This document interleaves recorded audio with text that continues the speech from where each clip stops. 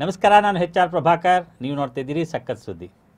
ಆಸ್ತಿ ಎಂದ ತಕ್ಷಣ ಎಷ್ಟೋ ಕುಟುಂಬಗಳಲ್ಲಿ ಆಸ್ತಿಯಿಂದ ಸಂಬಂಧಗಳು ಮುರ್ಕೊಂಡು ಹೋಗಿರುವಂತಹ ಅನೇಕ ಉದಾಹರಣೆಗಳು ನಮ್ಮ ಕಣ್ಮುಂದೆ ಇದ್ದಾವೆ.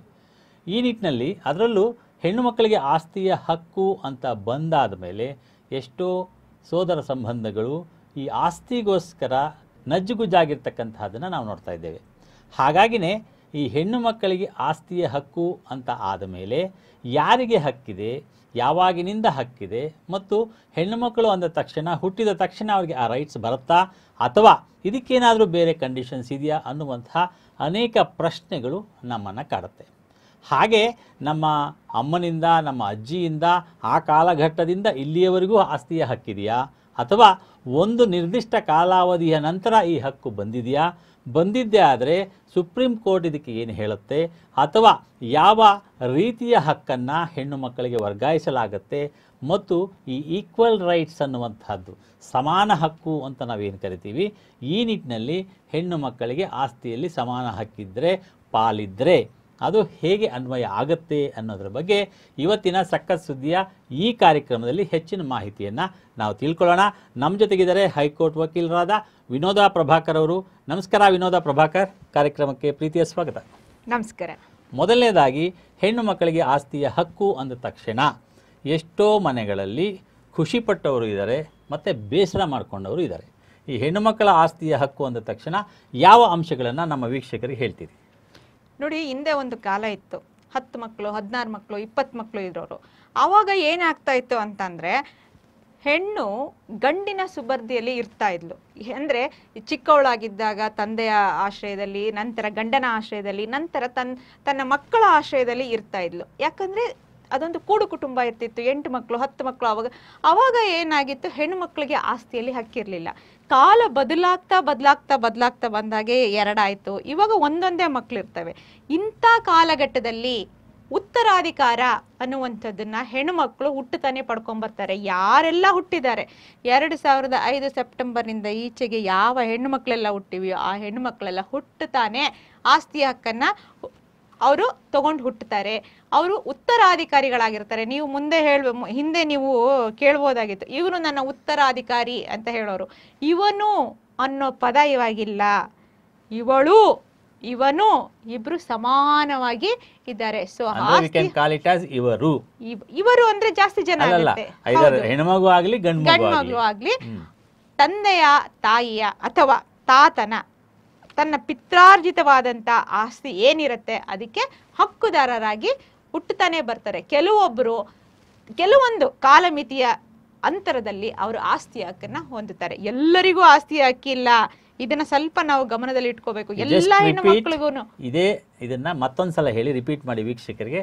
ಎಲ್ಲರಿಗೂ ಹೌದು, ಯಾಕಂದ್ರೆ ಕಾನೂನಿನ ತಜ್ಞರು ಕಾಲಕ್ಕೆ ತಕ್ಕ ಹಾಗೆ ಕಾನೂನನ್ನ ಬದಲಾಯಿಸ್ತಾ ಇರ್ತಾರೆ.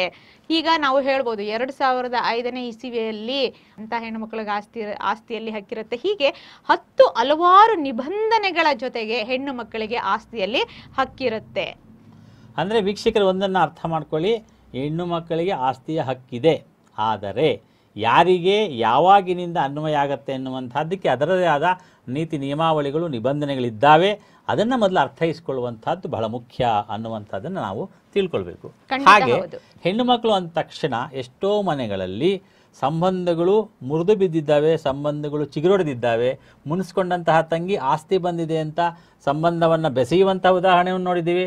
ಮತ್ತು ತಂಗಿ ಆಸ್ತಿ ಕೇಳಲು, ಅಕ್ಕ ಆಸ್ತಿ ಕೇಳಲು ಅಂತ ಸಂಬಂಧ ಮುರಿದು ಬಿದ್ದಿರ್ತಕ್ಕಂಥ ಉದಾಹರಣೆಗಳನ್ನು ನೋಡ್ತೀವಿ. ಸೊ ಈ ಸಂಬಂಧಗಳ ನಡುವಿನ ತಿಕ್ಕಾಟಕ್ಕೆ ಈ ಆಸ್ತಿ ಎಷ್ಟರ ಮಟ್ಟಿಗೆ ಮಧ್ಯದಲ್ಲಿ ಇಂಟರಪ್ಟ್ ಮಾಡ್ತಿದೆ?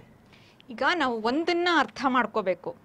ಸಮಾನತೆ ಇಲ್ಲೇನಿದೆ ಅಂದರೆ, ಗಂಡು ಹೆಣ್ಣು 2 ಸಮಾನರು ಅನ್ನೋದನ್ನ ನಾವು ಮಕ್ಕಳಿಂದನೇ ಅವರಿಗೆ ಬೆಳೆಸಿಕೊಟ್ಟಾಗ ಆಸ್ತಿಗೋಸ್ಕರ ಅವರು ಕಚ್ಚಾಡೋಕ್ಕೆ ಪ್ರಮೇಯನೇ ಬರೋಲ್ಲ. ಇಲ್ಲೇನಾಗತ್ತೆ ಅಂದರೆ, ಗಂಡು ಆಸ್ತಿಯ ಒಡೆಯ, ಹೆಣ್ಣು ಮದುವೆ ಆಗಿ ಮುಂದಿನ ಮನೆಗೆ ಹೋಗ್ತಾಳೆ ಅನ್ನುವಂಥ ಭಾವ ತುಂಬ ಹಿಂದೆಯಿಂದ ನಮ್ಮ ಸಾಮಾಜಿಕ ಕಟ್ಟುಪಾಡಲ್ಲಿ ಬಂದ್ಬಿಟ್ಟಿದೆ.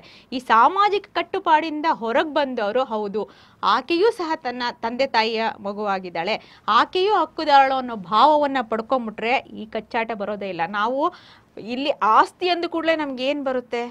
ಮಹಾಭಾರತ ಬರುತ್ತೆ. ಮಹಾಭಾರತದ ಕಚ್ಚಾಟ ಯಾಕಾಯಿತು? ಅಲ್ಲಿ ಒಂದು ನೀತಿ ನಿಯಮಗಳು ಕಾನೂನಿನ ಚೌಕಟ್ಟು ಇಲ್ದಿರ ಇವತ್ತಿಗೂ ಸಹ ನಾನು ಒಂದು ನೇರವಾದ ಪ್ರಶ್ನೆಯನ್ನ ಕೇಳ್ತೀನಿ. ಹೆಣ್ಣು ಗಂಡು ಸಮಾನರು ಅನ್ನುವಂಥದ್ದನ್ನ ನಾವು ಇನ್ನೂ ಒಪ್ಕೊಳ್ಳೋಕೆ ತಯಾರಿಲ್ಲ. ಹೆಣ್ಣು ಮಗು ಹುಟ್ಟಿದಾಗ ಏನಾದ್ರೂ ಆಸ್ಪತ್ರೆನಲ್ಲಿ ಏನು ಅದು ಫೀಸ್ ತಗೊಳ್ದೆ ಅವ್ರಿಗೆ ಡೆಲಿವರಿ ಮಾಡ್ತಾರಾ, ಅಥವಾ ಶಾಲೆನಲ್ಲಿ ಹೆಣ್ಮಗು ಅನ್ನೋ ಕಾರಣಕ್ಕೋಸ್ಕರ ಯಾವ್ದಾದ್ರು ಅಲ್ಲ, ಕೆಲವೊಂದು ಸರ್ಕಾರಿ ಶಾಲೆಗಳಲ್ಲಿ ಇರ್ಬೋದು, ನಾನು ಎಲ್ಲಾ ಶಾಲೆಗಳನ್ನೂ ಸೇರಿಸಿ ಹೇಳ್ತಾ ಇರೋದು, ಹೆಣ್ಮಗು ಅಂದ ಕಾರಣಕ್ಕೆ ಉಚಿತವಾಗಿ ವಿದ್ಯಾಭ್ಯಾಸವನ್ನ ಕೊಡ್ತಾರ. ಹೆಣ್ಣಾಗ್ಲಿ ಗಂಡಾಗ್ಲಿ ಎಲ್ಲಾ ಕಡೆಯೂ ಸಮಾನವಾದ ಫೀಸನ್ನ ತಗೋತಾರೆ ಅಂದಾಗ, ಆಸ್ತಿ ಅಂದಾಗ ಯಾಕೆ ಈ ಹೊಡೆದಾಟ, ಆಸ್ತಿ ಅಂದಾಗ ಯಾಕೆ ಈ ಕಿತ್ತಾಟಗಳು ಬರುತ್ತೆ? ದಯವಿಟ್ಟು ನಿಮ್ಮ ಮನಸ್ಸಿಂದ ಈ ಭಾವನೆಯನ್ನ ತೆಗೆದುಬಿಡಿ. ಅದಕ್ಕೆ ನಾನು ಯಾವಾಗಲೂ ಒತ್ತಿ ಹೇಳೋದು, ಕಾನೂನು ಅನ್ನುವಂಥದ್ದು ನಿತ್ಯ ನಿರಂತರವಾಗಿ ಹರಿಯುವಂತ ನದಿ. ಅದು ಕಾಲಘಟ್ಟಕ್ಕೆ ತಕ್ಕ ಹಾಗೆ ಅದು ಬದಲಾವಣೆಯನ್ನ ಹೊಂದುತ್ತೆ. ಕಾನೂನು ತಜ್ಞರು ಅನ್ನೋರು ಏನಿದ್ದಾರೆ, ಈಗ ನೋಡಿ ತುಂಬಾ ಹಿಂದೆಯಿಂದ ಇಲ್ಲಿಯ ತನಕ ಬೇಕಾದಷ್ಟು ಬದಲಾವಣೆಗಳಾಗಿದೆ. ಸುಪ್ರೀಂ ಕೋರ್ಟಿನ ಒಂದು ತೀರ್ಪಿನ ಆಧಾರವಾಗಿ ಬೇಕಾದಷ್ಟು ಬದಲಾವಣೆಗಳಾಗಿದೆ. ನೀವು ಹೇಳ್ದಂಗೆ ಈ ಕಚ್ಚಾಟಗಳೇನಿದೆಯಲ್ಲ, ಯಾವತ್ತೂ ಕರೀದೇ ಇರೋ ಅಣ್ಣ ಗೌರಿ ಹಬ್ಬಕ್ಕೆ ಕರೆದು ಒಳ್ಳೆ ಸೀರೆ ಕೊಟ್ಟು, ಒಂದು ಬೆಳ್ಳಿ ತಟ್ಟೆ ಕೊಟ್ಟು, ಒಂದಷ್ಟು ಉಡುಗೊರೆಯನ್ನ ಕೊಟ್ಟು, ತಂಗಿ ಒಂದು ಸೈನ್ ಮಾಡು ಅಂದ ತಕ್ಷಣ ಆಕೆಯ ಆನಂದಕ್ಕೆ ಪಾರನೇ ಇರಲ್ಲ, ಸೈನ್ ಮಾಡಿ ಹೋಗ್ತಾಳೆ. ಆಮೇಲೆ ಗೊತ್ತಾಗುತ್ತೆ ಆ ಉಡುಗೊರೆಯ ಹಿಂದೆ ಇರುವಂಥದ್ದು. ದಯವಿಟ್ಟು ಇಂಥ ಸಣ್ಣ ಸಣ್ಣ ಗಿಮಿಕ್ಗಳೆಲ್ಲ ಮಾಡಬೇಡಿ. ಒಂದು ತಿಳ್ಕೊಳ್ಳಿ, ಯಾವ ಸಂದರ್ಭದಲ್ಲಿ ನೀವು ಆಕೆ ಹತ್ರ ಸೈನ್ ಮಾಡಿಸ್ಕೊಂಡಿದ್ದೀರಾ ಅನ್ನೋದು ಸಹ ಇಂಪಾರ್ಟೆಂಟ್ ಆಗುತ್ತೆ. ಇನ್ನೂ ಕೆಲವರು ಇದ್ದಾರೆ, ಸತ್ತ ಮನೆಯಲ್ಲಿ ಒಂದು ಏನ್ ಹೇಳ್ತಾರೆ, ಅಲ್ಲಿ ಒಂದು ಸಂಬಂಧವನ್ನ ಬೆಸೆದು ಅವ್ರ ಹತ್ರ ಸಹಿಯನ್ನ ಪಡ್ಕೋತಾರೆ. ಹೀಗೆ ಈ ತರ ಇನ್ನೂ ನಾವು ಸೆಂಟಿಮೆಂಟಲ್ ಆಗಿ ಮನುಷ್ಯರನ್ನ ಫೂಲ್ ಮಾಡ್ತಾ ಇದ್ದೀವಿ. ಈ ಫೂಲ್ ಮಾಡೋದು ಎಷ್ಟು ತಪ್ಪು ಅನ್ನುವಂಥದ್ದು ಎಷ್ಟೋ ಕಡೆ ಪ್ರೂವ್ ಆಗಿದೆ. ನಾವು ಅನ್ಕೊಂಡ್ಬಿಟ್ಟಿರ್ಬೋದು ಆಸ್ತಿ ಅಂದ ತಕ್ಷಣ ಒಂದು ಸಹಿ ಮಾಡ್ಬಿಟ್ಟ ತಕ್ಷಣ ಮುಗೀತು ಅಂತ. ಖಂಡಿತವಾಗ್ಲೂ ಇಲ್ಲ. ಅದಕ್ಕೆ ಕಾಲಮಿತಿಯೂ ಇದೆ. ಹಾಗೆ ಕೆಲವೊಂದಷ್ಟು ಇತಿಮಿತಿಗಳ ನಡುವೆ ಆಸ್ತಿ ಹೆಣ್ಣು ಮಕ್ಕಳಿಗೂ ಹಕ್ಕಿನಲ್ಲಿ ಬರುತ್ತೆ. ಅಂದರೆ ಸೂತಕದ ಮನೆಯಲ್ಲೂ ಕೂಡ ಸಹಿ ಮಾಡಿಸಿಕೊಳ್ಳುವಂತಹ ಪ್ರಮೇಯಗಳು, ಪ್ರಯತ್ನಗಳು ಮತ್ತು ನಿರಂತರವಾಗಿ ಆಗ್ತಿದೆ ಅನ್ನುವಂಥದ್ದು ಅನೇಕ ಉದಾಹರಣೆಗಳಲ್ಲಿ ವೇದ್ಯವಾಗುತ್ತೆ. ಹಾಗೆ ಕಾರ್ಯೇಶು ದಾಸಿ, ಕರಣೇಶು ಮಂತ್ರಿ, ಭೋಜ್ಯೇಶು ಮಾತಾ, ಶಯನೇಶು ರಂಭ, ಕ್ಷಮೆಯಾಧರತ್ರಿ ಅಂತ ಹೆಣ್ಣನ್ನು ಭೂಮಿ ತೂಕದ ಹೆಣ್ಣುಮಗಳಾಗಿ ಎಲ್ಲ ರೀತಿಯ ತನ್ನ ಜವಾಬ್ದಾರಿಗಳನ್ನು ಸಮರ್ಥವಾಗಿ ನಿಭಾಯಿಸುವಂಥವಳು ಅಂತ ನಾವು ಕರಿತೀವಿ. ಹಾಗೆ ಸ್ತ್ರೀ ಎಂದರೆ ಅಷ್ಟೇ ಸಾಕೆ ಅಂತ ಕವಿಗಳು ಹೇಳ್ತಾರೆ. ಇಷ್ಟೆಲ್ಲ ಪುರುಷ ಪ್ರಧಾನ ಸಮಾಜದಲ್ಲಿ ಸ್ತ್ರೀಗೆ ನಾವು ತನ್ನದೇ ಆದ ಸ್ಥಾನವನ್ನು ಕೊಟ್ಟಿದ್ರೂ ಕೂಡ when it comes to the property, ಆಸ್ತಿ ಅಂತ ಬಂದಾಗ ಅಲ್ಲಿ ಪುರುಷ ನಡೆದುಕೊಳ್ಳುವ ರೀತಿ, ರಿಯಾಕ್ಟ್ ಮಾಡುವ ರೀತಿ ಬೇರೆ. ಸೊ ವೈ ಇಟ್ ಈಸ್ ನೋಡಿ, ನೀವು ಒಂದು ಫ್ಯಾಂಟಸಿ ಫೇಸನ್ನು ಹೇಳಿದ್ರಿ, ಇನ್ನೂ ಒಂದು ಲೈಫ್ ಇದೆ. ಈ ವರದಕ್ಷಿಣೆ ಕಿರುಕುಳ ಅನ್ನೋದನ್ನ ನೀವು ಮರ್ತು ಬಿಟ್ರ? ಸೀಮೆಣ್ಣೆ ಸುರಿದು ಹೆಣ್ಣು ಮಕ್ಕಳಿಗೆ ಒಂದು ಸುಡ್ತಾ ಇದ್ದಂಥದ್ದು, ಅಥವಾ ವರದಕ್ಷಿಣೆ ತರಲಿಲ್ಲ ಅನ್ನೋ ಕಾರಣಕ್ಕೆ ಹೆಣ್ಣು ಮಕ್ಕಳನ್ನ ಹೊರಗಡೆ ಹಾಕ್ತಾ ಇದ್ದಂಥದ್ದು, ಈ ಎರಡನೇ ಮದುವೆ ಆಗ್ತಾ ಇದೆ ಅಂತ. ಯಾವ ಹೆಣ್ಣು ಆರ್ಥಿಕವಾಗಿ ಸಬಲರಾಗಿರಲ್ವೋ ಆ ಹೆಣ್ಣು ಮಾನಸಿಕವಾಗಿಯೂ ಸಹ ಕುಗ್ಗಿರ್ತಾಳೆ ಅನ್ನೋದನ್ನ ನಾವು ಬಹುತೇಕ ಸಂದರ್ಭಗಳಲ್ಲಿ ನಾವು ನೋಡಬಹುದು. ಈಗ ಯಾಕೆ ಹೆಣ್ಣು ಮಕ್ಕಳಿಗೆ ಆಸ್ತಿಯಲ್ಲಿ ಹಕ್ಕು ಬೇಕು ಅಂದ್ರೆ, ಒಂದು ಉದಾಹರಣೆಯನ್ನ ಹೇಳಬೇಕು ಅಂತಂದ್ರೆ, ಗಂಡ ತೀರ್ಕೊಂಡಾಗ ಆಕೆ ಗಂಡನ ಮನೆಯಲ್ಲಿ ಇರ್ಬೇಕಾ, ತವ್ರ ಮನೆಯಲ್ಲಿ ಇರ್ಬೇಕಾ ಅನ್ನುವಂಥ ಪ್ರಶ್ನೆ ಬರುತ್ತೆ. ಈ ಪ್ರಶ್ನೆ ಬೇಕಾಗಿಲ್ಲ. ಆಕೆ ಸಬಲಳು. ಒಂದು ಮಗುವಿಗೆ ಜನ್ಮ ನೀಡುವಂತಹ ಜನನಿ ಆಗಿರುವಂತಹ ಆಕೆಗೆ ತನ್ನ ಜೀವನವನ್ನ ಕಟ್ಕೊಂಡು ನಡ್ಸಕ್ಕಾಗಲ್ವಾ? ನೋಡಿ, ಒಂದು ಯಾವುದೇ ಜೀವಿ ಆಗ್ಬಹುದು, ತನ್ನ ಮಗುವನ್ನ ಎಷ್ಟು ಜೋಪಾನವಾಗಿ ಬೆಳೆಸುತ್ತೆ. ಅಂಥ ತಾಯಿಗೆ ಯಾವ ಹಕ್ಕು ಬೇಕಾಗಿದೆ? ನಿಜವಾಗಿಯೂ ಬೇಕಿರೋದು ಆರ್ಥಿಕ ಸಬಲೀಕರಣ. ಆರ್ಥಿಕ ಸಬಲೀಕರಣ ಎಲ್ಲಿಂದ ಬರುತ್ತೆ? ಆಕೆಗೆ ಒಂದಷ್ಟು ಆಸ್ತಿಯ ಹಕ್ಕು ಬರಬೇಕು. ಆಸ್ತಿಯ ಹಕ್ಕು ಬಂದಾಗ ಆಕೆ ಧ್ವನಿಯಲ್ಲಿ ಗಟ್ಟಿತನ ಇರುತ್ತೆ, ಆಕೆ ನಿಲುವಲ್ಲಿ ಒಂದು ಗಟ್ಟಿತನ ಇರುತ್ತೆ. ಆಕೆ ಸಹ ಸಮಾಜದ ಮುಂಚೂಣಿಯಲ್ಲಿ ಬರಲಿಕ್ಕೆ ಸಾಧ್ಯವಾಗತ್ತೆ. ಅಂದರೆ ಸೃಷ್ಟಿಯ ಮೂಲ ಹೆಣ್ಣು. ಸೊ ಅಂತಹ ಹೆಣ್ಣು ಮಕ್ಕಳಿಗೆ ಸಲ್ಲಬೇಕಾದ, ಸಿಗಬೇಕಾದ ಸವಲತ್ತುಗಳು ಮತ್ತು ಹಕ್ಕುಗಳು ಸಿಗಬೇಕು ಅನ್ನುವಂಥದ್ದು ಸುಪ್ರೀಂ ಕೋರ್ಟ್ ಇದರ ಜಡ್ಜ್ಮೆಂಟಲ್ಲಿ ನಾವು ನೋಡ್ತೀವಿ. ಹಾಗೆ ಈ ನಿಟ್ಟಿನಲ್ಲಿ ಎಲ್ಲರೂ ಸಮಾನರು ಅನ್ನುವಂತಹ ಇವತ್ತಿನ ಆಧುನಿಕ ಯುಗದಲ್ಲಿ ಸ್ತ್ರೀ ಪುರುಷ ಅನ್ನುವಂಥದ್ದಿಲ್ಲ, ಎಲ್ಲರೂ ಸರಿಸಮಾನರು. ಯಾಕಂದರೆ ಹೆಣ್ಣುಮಕ್ಕಳು ಸಾಧಿಸಿರುವಂಥದ್ದು ಬಹಳ ಇದೆ. ಹಾಗಾಗಿ ನಾವು ಅದನ್ನು ಸೆಗ್ರಿಗೇಟ್ ಮಾಡುವಂಥ ಪ್ರಮೇಯ ಬರೋದಿಲ್ಲ ಅನ್ನುವಂಥದ್ದು ಇದರಿಂದ ವೇದ್ಯವಾಗುತ್ತೆ. ಇದರ ನಡುವೆ ಏನು ಟೆಕ್ನಿಕಲ್ ಗ್ಲಿಚಸ್ ಇದೆ, ಹೆಣ್ಣು ಮಕ್ಕಳಿಗೆ ಆಸ್ತಿ ಅಂತ ಹೋಗಬೇಕಾದ್ರೆ ಈಗ ಏನೋ ಒಂದು ಅವರನ್ನು ಅಸಹಾಯಕರನ್ನಾಗಿ ಮಾಡಿ ಸೈನ್ ಮಾಡಿಸ್ಕೊಳ್ಳುವಂಥದ್ದು, ಯಾಮಾರಿಸಿ ಸೈನ್ ಮಾಡಿಸ್ಕೊಳ್ಳುವಂಥದ್ದು, ಅಥವಾ ಇಂತಹ ಸಂದರ್ಭಗಳಲ್ಲಿ ಹೇಗೆ ಕಾನೂನು ಅವರಿಗೆ ಹೆಲ್ಪ್ ಮಾಡುತ್ತೆ? ನೋಡಿ, ನಾನು ನಿಮಗೆ ಮೊದಲೇ ಹೇಳ್ತಾ ಇದ್ದೆ, ಹಿಂದೆ ಇತ್ತು ಒಂದು ಏನಂತ ಅಂದರೆ ಈ ಸಾಮಾಜಿಕ ಕಟ್ಟುಪಾಡುಗಳ ನಡುವೆ ನಾವು ಬದುಕ್ತಾ ಇರೋದ್ರಿಂದ ಅಲ್ಲಿ ಏನೆಲ್ಲ ಬದಲಾವಣೆಗೆ ಆಯಿತು ಅಂತ ನೀವು ನೋಡಿದ್ದೀರ. ಫಾರ್ ಎಕ್ಸಾಂಪಲ್ ನಮ್ಮ ಅಜ್ಜಿ ಕಾಲದಲ್ಲಿ, ಯಾವುದೇ ಒಂದು ಅಜ್ಜಿ ಕಾಲದಲ್ಲಿ ಆಕೆ ಮನೆಯಿಂದ ಈಚೆಗೆ ಬರ್ತಿರ್ಲಿಲ್ಲ. ಇವಾಗ ಏನಾಗಿದೆ ಅಂತಂದರೆ, ಮೊದಲು ಹೇಳೋರು ದೀಪ ಹಚ್ಚೋ ಮೊದಲು ಮನೆಗೆ ಬಾ ಮಗಳೇ ಅಂತ, ಈಗ ಹೇಳ್ತಾರೆ ದ್ವೀಪದಾಚೆಗೆ ಹೋಗಿ ಸಾಧಿಸಿ ಬಾ ಮಗಳೇ ಅಂತ. ಹೆಣ್ಣುಮಕ್ಕಳು ಇವತ್ತು ಎಜುಕೇಟ್ ಆಗ್ತಿದ್ದಾರೆ. ದಯವಿಟ್ಟು ಎಲ್ಲ ಹೆಣ್ಮಕ್ಳು ಅರ್ಥ ಮಾಡ್ಕೋಬೇಕಾಗಿರೋದಿಷ್ಟೇ, ಆಸ್ತಿ ಅನ್ನುವಂಥದ್ದು ವಿಷಕ್ಕಿಂತನೂ ಕ್ರೂರವಾಗಿರುವಂಥದ್ದು. ಮನುಷ್ಯರ ನಡುವೆ ಹತ್ತಿ ಉರಿತಾ ಇರೋದು ಇವತ್ತು ಆಸ್ತಿ ಅನ್ನೋ ಕಾರಣಕ್ಕೋಸ್ಕರ. ನಿಮ್ಮ ಯಾವುದೇ ಸಂಬಂಧಿಕರು, ಅಣ್ಣ, ಅಕ್ಕ, ತಂಗಿ, ಚಿಕ್ಕಪ್ಪ, ದೊಡ್ಡಪ್ಪ, ಅಪ್ಪ, ಅಮ್ಮ, ಎಲ್ಲರ ಜೊತೆ ಬಾಂಧವ್ಯನ ಇಟ್ಕೊಳ್ಳಿ. ಆದರೆ ನಿಮ್ದೊಂದು ಬೌಂಡ್ರಿ ಲೈನ್ ಇರಲಿ. ನಿಮ್ಮ ಸಹಿಯನ್ನು ಹಾಕುವಾಗ ದಯವಿಟ್ಟು ಓದ್ಬಿಟ್ಟು ಸಹಿಯನ್ನು ಹಾಕಿ. ಅದು ವಿಲ್ ಆಗಿರಬಹುದು, ಅಥವಾ ಪ್ರಾಪರ್ಟಿ ಟ್ರಾನ್ಸ್ಫರ್ ಆಗಿರಬಹುದು, ಅಥವಾ ನೀವು ಆ ಪ್ರಾಪರ್ಟಿಯಿಂದ ಹೊರಗೆ ಬರ್ತಿದ್ದೀರಾ ಅನ್ನುವಂಥದ್ದಾಗಿರ್ಬೋದು. ನಾನು ಈ ಆಸ್ತಿಯಿಂದ ಮುಕ್ತಿಗೊಳ್ತಾ ಇದ್ದೀನಿ, ಇದು ವಿಭಾಗೀಯ ಪತ್ರ, ಯಾವುದೇ ಪತ್ರ ಇರ್ಬೋದು, ದಯವಿಟ್ಟು ಓದಿ. ಓದದೆ ಯಾವುದೇ ಪತ್ರಕ್ಕೂ ಸಹಿ ಹಾಕಬೇಡಿ, ಅಥವಾ ಬ್ಲ್ಯಾಂಕ್ ಪೇಪರ್ಗೆ ಖಂಡಿತ ಸಹಿ ಹಾಕಬೇಡಿ. ಈಗ ಒಂದು ಕಾನೂನು ಬಂದಿದೆ, ಮೊದಲಿತ್ತು 2005ನೇ ಇಸವಿಯಲ್ಲಿ. ಹೆಣ್ಣು ಮಗಳು ಉತ್ತರಾಧಿಕಾರಿ ಆದಮೇಲೆ ಆ ಆಸ್ತಿ ಯಾರಿಗೆ ಹೋಗ್ಬೇಕು? ಉತ್ತರಾಧಿಕಾರಿ. ನನ್ನ ಉತ್ತರಾಧಿಕಾರಿ ಯಾರು? ನನ್ನ ಮಕ್ಕಳು. ಅಂದರೆ ಯಾವುದೇ ಹೆಣ್ಣಾಗಲಿ ಗಂಡಾಗಲಿ, ಗಂಡಿನ ಉತ್ತರಾಧಿಕಾರಿ ಆತನ ಮಕ್ಕಳಾದ್ಮೇಲೆ ಹೆಣ್ಣಿನ ಉತ್ತರಾಧಿಕಾರಿ ಅವರ ಮಕ್ಕಳಾಗ್ತಾರೆ. ಆಕೆ ತೀರ್ಕೊಂಡಿದ್ರೂ ಸಹ ಆಕೆಯ ಮಕ್ಕಳಿಗೆ ಆ ಆಸ್ತಿಯ ಹಕ್ಕು ಹೋಗಬೇಕು ಅನ್ನುವಂಥದ್ದೊಂದು. ನೀವು ಇಲ್ಲಿ ಕೇಳಿದ ಪ್ರಶ್ನೆ ಏನು ಅಂತಂದರೆ, ಮೋಸ ಮಾಡಿ ಬರ್ಸ್ಕೊಂಡಿದ್ದಾರೆ ಅಂತ. ಆ ಮೋಸ ಮಾಡಿ ಬರ್ಸ್ಕೊಂಡಿದ್ದಾರೆ ಅಂತ ಪ್ರೂವ್ ಮಾಡೋಕ್ಕೆ ನಿಮ್ಮ ಹತ್ರ ಎವಿಡೆನ್ಸ್ ಇರಬೇಕು. ನಾನು ನಿಮಗೆ ಮೊದಲೇ ಹೇಳಿದೆ, ತುಂಬ ಏನಾಗುತ್ತೆ ಆಸ್ತಿ ವಿಚಾರಗಳಲ್ಲಿ ಫೇಕ್ ಡಾಕ್ಯುಮೆಂಟ್ಸು ಜಾಸ್ತಿ ಆಗುತ್ತೆ. ನೀವೆಲ್ಲೋ ಒಂದು ಕಡೆ ಸೈನ್ ಮಾಡಿರ್ತೀರ, ನೀವು ಆ ಪ್ರಾಪರ್ಟಿಗೆ ಸೈನ್ ಮಾಡಬೇಕು ಅಂತಿಲ್ಲ, ಯಾವುದೋ ಪೇಪರ್ಗಳ ನಡುವೆ ಇನ್ಯಾವುದೋ ಪೇಪರ್ಗಳನ್ನ ಇಟ್ಟು. ನಾನು ಹೆಣ್ಣಾಗಲಿ ಗಂಡಾಗಲಿ ಒಂದು ಹೇಳ್ತೀನಿ, ಆಸ್ತಿ ಅನ್ನೋ ವಿಚಾರಕ್ಕೆ ಯಾಕೆ ಇಷ್ಟು ಕಚ್ಚಾಡ್ತೀರಾ? ನೀವು ದೀಪಾವಳಿ ಸಮಯದಲ್ಲಿ 2 ಕಡ್ಡಿಗಳಿದ್ರೆ ನೀವೊಂದು, ನಿಮ್ಮ ಅಣ್ಣ ತಮ್ಮ ಒಂದು ಇಟ್ಕೊಂಡು ದೀಪವನ್ನು ಹಚ್ಚಿರ್ತೀರ, ಅಥವಾ ಆ ಪಟಾಕಿಯನ್ನು ಹೊಡೆದಿರ್ತೀರ, ಒಂದೇ ತಟ್ಟೆಯಲ್ಲಿ ಒಂದೇ ಕಜ್ಜಾಯವನ್ನು ಕಿತ್ಕೊಂಡು ತಿಂದಿರ್ತೀರ. ಆಗ ಇರುವಂಥ ಖುಷಿ, ಆಗ ಇರುವಂಥ ಪ್ರೀತಿ ಈ ಆಸ್ತಿ ಕೊಡುವಾಗ ಯಾಕಿರಲ್ಲ? ಈ ಆಸ್ತಿ ಅಂದ ತಕ್ಷಣ ಯಾಕೆ ಇಷ್ಟು ವಿಕೃತವಾಗಿ ಇರೋದೊಂದು ಜೀವನ, ಅದು ಚಿಕ್ಕ ಜೀವನ. 100 ವರ್ಷ ಇರ್ತಿರೋ, 50 ವರ್ಷ ಇರ್ತಿರೋ, 70 ವರ್ಷ ಇರ್ತಿರೋ, ಈ ಎಲ್ಲರೂ ಬಿಟ್ಟು ಹೋಗೋ ಆಸ್ತಿಗೆ ಯಾಕೆ ಇಷ್ಟೊಂದು ಕಚ್ಚಾಡ್ತೀರಾ ಅನ್ನುವಂಥದ್ದನ್ನ ಎಲ್ಲಿ ನಾವು ಇದನ್ನು ಅರ್ಥ ಮಾಡ್ಕೊಂಡ್ಬಿಡ್ತೀವೋ ಮೋಸ ಮಾಡೋ ಪ್ರಮೇಯ ಬರಲ್ಲ. ಮತ್ತೆ ನಮ್ಮಲ್ಲಿ ಒಂದು ವಾಡಿಕೆ ಇದೆ, ಹೆಣ್ಣುಮಕ್ಕಳಿಗೆ ಕಣ್ಣೀರು ಹಾಕಿಸ್ಬಾರ್ದು. ಇದೆಲ್ಲದರ ಆಚೆಗೆ ಕಾನೂನು ತುಂಬ ದೊಡ್ಡದು. ನೀವು ಸಹಿ ಮಾಡೋದಕ್ಕಿಂತ ಮುಂಚೆ ನೀವು ಒಮ್ಮೆ ಯೋಚನೆ ಮಾಡಿದ್ರೆ ಇದು ಬರೋದೇ ಇಲ್ಲ. ಪ್ರಾಕ್ಟಿಕಲ್. ನೀವು ಒಂದು ಏನು ಹೇಳ್ತೀನಿ, ಒಂದು ಆಸೆಗೆ ಆಮಿಷಕ್ಕೆ, ಅಯ್ಯೋ ಏನು ತವರೂರ ಮನೆ ನೋಡ ಬಂದೆ ಅಂತನೋ, ತವರು ಮನೆ ಚೆನ್ನಾಗಿರ್ಲಿ ಅಂತನೋ, ಇದೆಲ್ಲ ಓಕೆ. ಇದ್ರ ಆಚೆಗೂ ನಿಮ್ಮ ಜೀವನ ಇದೆ. ನಿಮ್ಮ ಬಳಿ ಆಸ್ತಿ ಇದ್ರೆ ನಿಮ್ಮ ತವ್ರ ಮನೆಯವ್ರು ಖಂಡಿತವಾಗ್ಲೂ ಕರೀತಾರೆ ನಿಮ್ಮನ್ನ. ಒಂದು ಸರಿ ನೀವು ಸೈನ್ ಮಾಡಿ ಆದ್ಮೇಲೆ ತವ್ರ ಮನೆ ರಂಗೋಲಿನೂ ಇಲ್ಲ, ತವ್ರ ಮನೆ ಬಾಗ್ಲೂ ಇಲ್ಲ, ಅಣ್ಣನೂ ಇಲ್ಲ, ತಮ್ಮನೂ ಇಲ್ಲ, ಇಸ್ ಕ್ಲೋಸ್ ಅನ್ನುವಂಥದ್ದು ಬಹುತೇಕ ಮನೆಗಳಲ್ಲಿ ಆಗ್ತಾ ಇದೆ. ನೀವು ಆಸ್ತಿಯನ್ನ ಅನುಭವಿಸ್ತೀರಾ ಅಥವಾ ನಿಮ್ಮ ಅಣ್ಣ ತಮ್ಮಂದಿರಿಗೆ ವಾಪಸ್ ಕೊಡ್ತೀರಾ, ಅದು ನಿಮಗೆ ಸೆಕೆಂಡರಿ. ಆದರೆ ನಿಮಗೆ ನಿಮ್ಮ ತವ್ರ ಮನೆ ಆಸ್ತಿಯನ್ನ ಪಡ್ಕೋಬೇಕು ಅನ್ನುವಂಥ ಆಸೆ ಇದ್ರೆ ದಯವಿಟ್ಟು ಸಹಿ ಮಾಡೋದಕ್ಕಿಂತ ಮುಂಚೆ ಇನ್ನೊಮ್ಮೆ ಯೋಚನೆ ಮಾಡಿ. ಅಂದ್ರೆ ಕುರುಡು ಕಾಂಚಾಣ ಕುಣಿಯುತ್ತಲಿತ್ತು, ಕಾಲಿಗೆ ಬಿದ್ದೋರ ತುಳಿಯುತ್ತಲಿತ್ತು ಅನ್ನೋ ಹಾಗೆ ಕಾಂಚಾಣ ಅನ್ನುವಂಥದ್ದು ಎಲ್ಲರನ್ನ ಕುಣಿಸುವಂತಹದ್ದು, ಎಲ್ಲ ಸಂದರ್ಭಗಳಲ್ಲೂ ಮನುಷ್ಯತ್ವವನ್ನು ಬಿಟ್ಟು ಯೋಚಿಸುವಂತಹ ಮಟ್ಟಕ್ಕೆ ನಮ್ಮನ್ನು ಇಳಿಸಿಬಿಡುತ್ತೆ. ಹಾಗಾಗಿ ಆಸ್ತಿ ಅನ್ನುವಂಥದ್ದೇ ಹಾಗೆ ಮಾಡಿಬಿಡುತ್ತೆ. ಎಷ್ಟೋ ಮನೆಗಳಲ್ಲಿ ಅದು ನಿರಂತರವಾಗಿ ಆಗ್ತಾ ಇದೆ ಮತ್ತು ಗೊತ್ತಿಲ್ಲದೆ ಏಮಾರಿಸುವಂತಹ ಪ್ರಯತ್ನಗಳು ಕೂಡ ಸಾಕಷ್ಟು ಮಂದಿಗೆ ನಡೀತಾ ಇರುತ್ತೆ. ಸೊ ಒಟ್ಟಾರೆ ಈ ಎಲ್ಲ ವಿಚಾರವನ್ನು ನಾವು ನೋಡಿದಾಗ ವೀಕ್ಷಕರೇ, ಹೆಣ್ಣು ಮಕ್ಕಳಿಗೆ ಆಸ್ತಿಯ ಹಕ್ಕು ಅಂದ ತಕ್ಷಣ ನನಗೂ ಹಕ್ಕಿದೆಯಾ, ನನ್ನ ಮಕ್ಕಳಿಗೂ ಹಕ್ಕಿದೆಯಾ ಅಂತ ನೀವು ಹೆಣ್ಮಕ್ಕಳಾಗಿ ಥಿಂಕ್ ಮಾಡೋದಾದರೆ ಸೊ ಅದಕ್ಕೆ ಏನು ಉತ್ತರ ಕೊಡ್ತಾರೆ ವಿನೋದ ಪ್ರಭಾಕರ್ ನೋಡೋಣ. ನೋಡಿ, ಲಿಮಿಟೇಷನ್ ಆ್ಯಕ್ಟ್ ಅಂತ ಒಂದಿದೆ.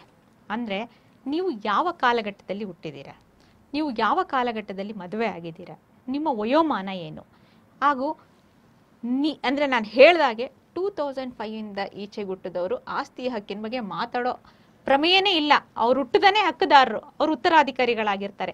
ಅದರ ಆಚೆಗೆ ಹುಟ್ಟಿದವರು 2005ನೇ ಇಸ್ವಿನಲ್ಲಿ ಅವರ ತಂದೆ ಬದುಕಿದ್ರ, ಆ ಆಸ್ತಿ ಇರುವಂಥ ಅಂದರೆ ಆಸ್ತಿಯನ್ನು ತಗೊಳ್ಳುವಂಥ ಮಕ್ಕಳು ಬದುಕಿದ್ರ. ಇದರೆಲ್ಲದಾಚೆಗೆ ಇನ್ನೂ ಒಂದಿದೆ.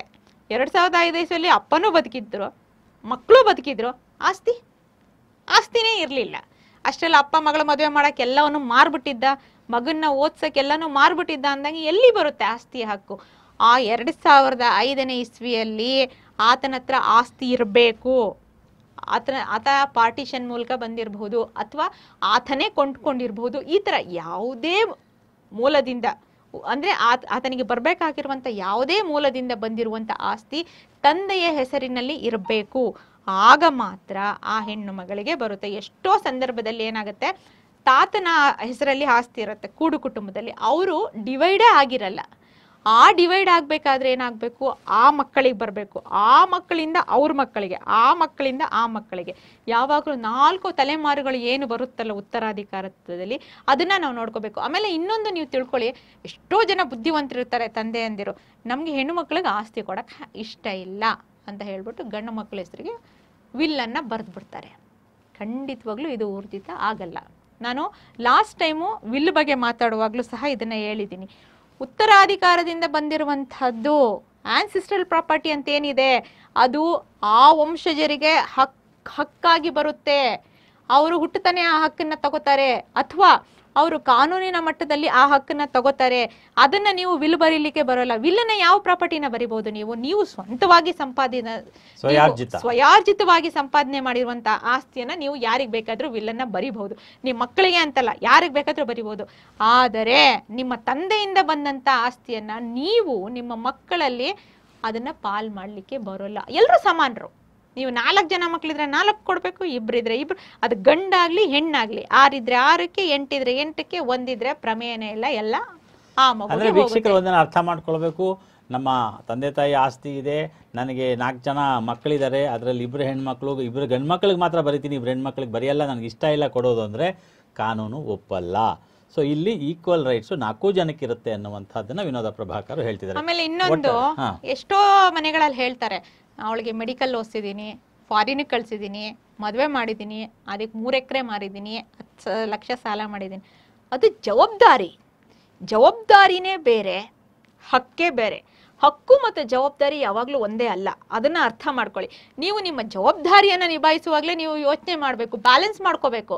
ನನ್ನ 4 ಮಕ್ಕಳಿಗೆ ನಾನು ಏನು ಜವಾಬ್ದಾರಿಯನ್ನು ನಿಭಾಯಿಸಿದ್ದೀನಿ, ನೀವು 1 ಮಗುವಿಗೆ 20 ಲಕ್ಷವನ್ನ ಖರ್ಚು ಮಾಡಿ, ಇನ್ನು 3 ಮಕ್ಕಳಿಗೆ 5-5 ಲಕ್ಷವನ್ನ ಖರ್ಚು ಮಾಡಿ. ಮುಂದಿನ ದಿನಮಾನಗಳಲ್ಲಿ ಜವಾಬ್ದಾರಿ ಹಕ್ಕಿನ ಬಗ್ಗೆನೇ ಸೆಪರೇಟ್ ಕಾರ್ಯಕ್ರಮ ನಾವು ಸಖತ್ ಸುದ್ದಿಲಿ ಮಾಡೋಣ. ಸೊ ಒಟ್ಟಾರೆ ವೀಕ್ಷಕರಿಗೆ ಕಿವಿ ಮಾತು ಹೇಳೋದಾದ್ರೆ ಫೈನಲಿ ಏನು ಹೇಳಲಿಕ್ಕೆ ಬಯಸ್ತೀರಿ? ನೋಡಿ, ಹೆಣ್ಣು ಮಕ್ಕಳಿಗೆ ಖಂಡಿತವಾಗ್ಲೂ ಆಸ್ತಿನಲ್ಲಿ ಹಕ್ಕಿದೆ. ನೀವು ಹಕ್ಕುದಾರರು. ನಿಮ್ಮ ಪಿತ್ರಾರ್ಜಿತವಾದಂಥ ಅಂದರೆ ಆನ್ಸೆಸ್ಟ್ರಲ್ ಪ್ರಾಪರ್ಟಿ ಏನಿದೆ, ಆ ಆಸ್ತಿಗೆ ನೀವು ಹಕ್ಕುದಾರರಾಗಿರ್ತೀರ. ಆಸ್ತಿಯನ್ನು ಪಡ್ಕೋಬಹುದು. ನಂತರದಲ್ಲಿ 2005ರ ನಂತರದ ಯಾವ ಮಕ್ಕಳು ಹುಟ್ಟಿರ್ತಾರೆ, ಅಂದರೆ 2005 ಸೆಪ್ಟೆಂಬರ್ ನಂತರದಲ್ಲಿ ಯಾರೆಲ್ಲ ಹುಟ್ಟಿರ್ತಾರೆ, ಅವರು ಹುಟ್ಟುತ್ತಾನೆ ಆಸ್ತಿ ಹಕ್ಕನ್ನು ಪಡ್ಕೊಂಬರ್ತಾರೆ.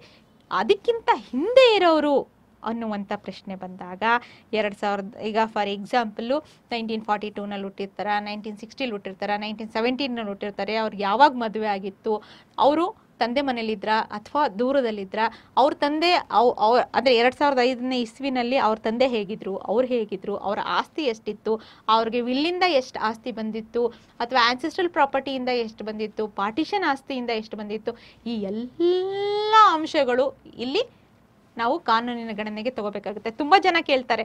ಅಂದರೆ ಆಮೇಲೆ ಇನ್ನೂ ಒಂದು ತುಂಬ ಅಂದರೆ ಟಾಲರೇಟ್ ಮಾಡೋಕ್ಕಾಗದಿರೋ ವಿಷಯ ಏನಂತಂದರೆ, ಆಸ್ತಿನ ಮಾರ್ಬಿಟ್ಟಿರ್ತಾರೆ. ಮಾರಿ ಆದಮೇಲೆ ನಮ್ಮ ಅತ್ತೆಗೂ ಹಕ್ಕಿದೆ, ನನ್ನ ತಂಗಿಗೂ ಹಕ್ಕಿದೆ, ನನ್ನ ಮಗಳಿಗೂ ಹಕ್ಕಿದೆ ಅಂತ ಕೇಸ್ ಹಾಕ್ತಾರೆ. ಇಂಥ ಕೇಸ್ ಹಾಕ್ಲಿಕ್ಕಿಂತ ಮುಂಚೆ ದಯವಿಟ್ಟು ಯೋಚನೆ ಮಾಡಿ, ಯಾಕಂದರೆ ಈ ಕೇಸ್ಗಳು ಎಷ್ಟರ ಮಟ್ಟಿಗೆ ನಿಲ್ತವೆ ಅನ್ನೋದನ್ನು ನಾವು ನೋಡ್ಬೋದು. ಆಮೇಲೆ ನನ್ನ ಹತ್ರ ತುಂಬ ಜನ ಬರ್ತಾರೆ, ಮೇಡಮ್ ನನಗೂ ಆಸ್ತಿಲಿ ಹಕ್ಕಿದೆಯಾ ನೋಡಿ, ನಮ್ಮ ಅಣ್ಣ ತಮ್ಮಂದಿರು ನನ್ನನ್ನು ತವರಿಗೆ ಕರೀತಾ ಇಲ್ಲ, ನನ್ನನ್ನು ಮಾತಾಡಿಸ್ತಾನೆ ಇಲ್ಲ, ಇಲ್ಲಿ ನನಗೆ ಆಸ್ತಿಗೆ ಹಕ್ಕಿದೆಯಾ ಅಂತ. ಹೌದು, ನಿಮ್ಗೆ ಹಕ್ಕಿದೆ, ಆದರೆ ನಿಮ್ಮ ಹಕ್ಕು ಯಾವ ಮಟ್ಟದಲ್ಲಿದೆ ಅನ್ನುವಂಥದ್ದನ್ನ ನಾನು ಇಲ್ಲಿ ತನಕ ಹೇಳಿದ ಹಾಗೆ ನಾವು ಅದನ್ನು ಸ್ವಲ್ಪ ಆಲೋಚನೆಯನ್ನು ಮಾಡಬೇಕಾಗುತ್ತೆ. ಸೊ ಒಟ್ಟಾರೆ ವೀಕ್ಷಕರೇ, ಸಖತ್ ಸುದ್ದಿಯ ಲಾ ಪಾಯಿಂಟ್ನ ಇವತ್ತಿನ ಕಾರ್ಯಕ್ರಮದಲ್ಲಿ ಹೈಕೋರ್ಟ್ ಅಡ್ವೊಕೇಟ್ ವಿನೋದ ಪ್ರಭಾಕರ್ ಅವರು ಹೆಣ್ಣು ಮಕ್ಕಳ ಆಸ್ತಿಯ ಹಕ್ಕು, ಅದರಲ್ಲೂ ಹೆಣ್ಣು ಮಕ್ಕಳ ಸಮಾನ ಆಸ್ತಿಯ ಹಕ್ಕಿನ ವಿಷಯವಾಗಿ ಯಾರಿಗಿದು ಅನ್ವಯ ಆಗುತ್ತೆ ಮತ್ತು ಎಷ್ಟರ ಮಟ್ಟಿಗೆ ನಿಮಗೆ ಹಕ್ಕಿದೆ ಅನ್ನುವಂಥದ್ದನ್ನು ಕೂಲಂಕುಷವಾಗಿ ಉದಾಹರಣೆಗಳ ಸಮೇತ ಸಾಕಷ್ಟು ವಿವರವಾಗಿ ನಮಗೆ ಹೇಳಿದ್ದಾರೆ. ಸೊ ಮುಂದಿನ ಲಾ ಪಾಯಿಂಟ್ನಲ್ಲಿ ಮತ್ತೆ ಭೇಟಿಯಾಗೋಣ ಅಂತ ಹೇಳ್ತಾ, ಇದುವರೆಗೂ ಮಾಹಿತಿಯನ್ನು ಕೊಟ್ಟಂಥ ಅಡ್ವೊಕೇಟ್ ವಿನೋದ ಪ್ರಭಾಕರ್ ಅವರಿಗೆ ಥ್ಯಾಂಕ್ ಯು ಸೋ ಮಚ್ ಸಕ್ಕತ್ ಸುದ್ದಿ ಪರವಾಗಿ. ಧನ್ಯವಾದಗಳು.